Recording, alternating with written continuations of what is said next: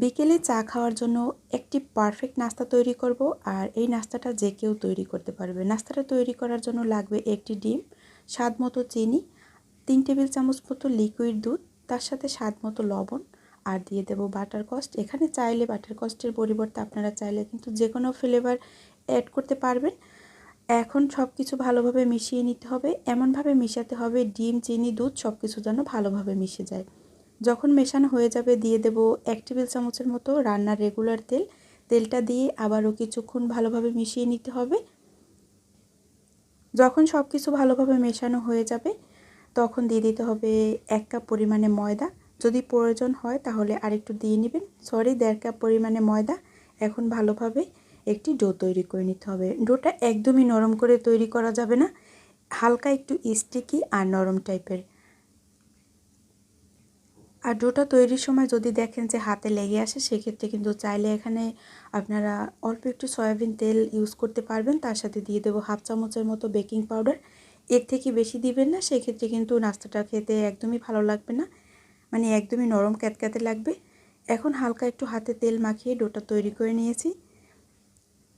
এরপরে ছোট ছোট আমি বলের মতো তৈরি করে নেব। এখন দেখতে পাচ্ছেন হাতের তালুর সাহায্যে একটু বলের মতো তৈরি করে একটু চমচমের মতো শেপ দিয়ে নেব। আপনারা চাইলে যে কোনো শেপের তৈরি করে নিতে পারেন, লম্বা অথবা গোল গোল মিষ্টির মতো করে। তো এইভাবে করে সবগুলো নাস্তা তৈরি করে নেব। তো আরও একটি দেখিয়ে দেব। বন্ধুরা, আমার চ্যানেলে যদি আপনারা নতুন এসে থাকেন আর আমার ভিডিও যদি এতটুকু ভালো লেগে থাকে, প্লিজ আমার চ্যানেলটি ফলো দিয়ে রাখবেন নিত্য নতুন মজার মজার ভিডিও পেতে। এখন নাস্তাগুলো ভাজতে চলে যাব।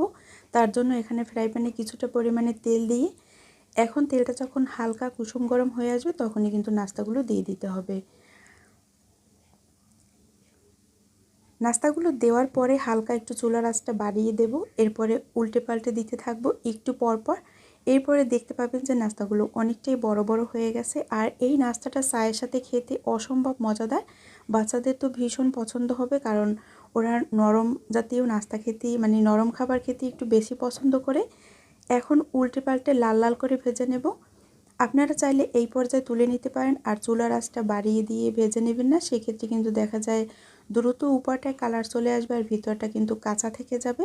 তাই সময় নিয়ে ভেজে নিতে হবে, তাহলে উপরটা ক্রাঞ্চি হবে। আর গোল্ডেন কালার হলে নাস্তাগুলো দেখতেও কিন্তু অনেক বেশি ভালো লাগে। ঝটপট যদি বিকেলে কিছু বানাতে চান তাহলে চাইলে এই নাস্তাটা ট্রাই করতে পারেন। আর আশা করি আজকের রেসিপিটা আপনাদের কাছে অনেক বেশি ভালো লাগবে।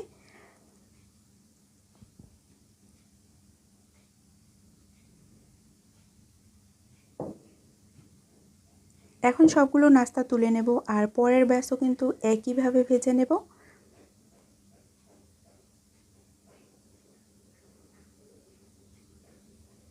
হাতে যদি আপনার ঘড়ি ধরা 10 থেকে 15 মিনিট সময় থাকে তাহলেই কিন্তু এই নাস্তাটা তৈরি করে নিতে পারবেন। এয়ারটাইট বক্সে ভরে 2 থেকে 3 দিন পর্যন্ত এই নাস্তাটা সংরক্ষণ করে রাখতে পারবেন। আশা করি আজকের রেসিপি অনেক বেশি ভালো লাগবে। আর ভিডিও ভালো লেগে থাকলে লাইক, কমেন্ট, শেয়ার করে আমার পাশে থাকবেন। দেখা হবে নতুন পর্বে। সবাই ভালো থাকবেন। আল্লাহ হাফেজ।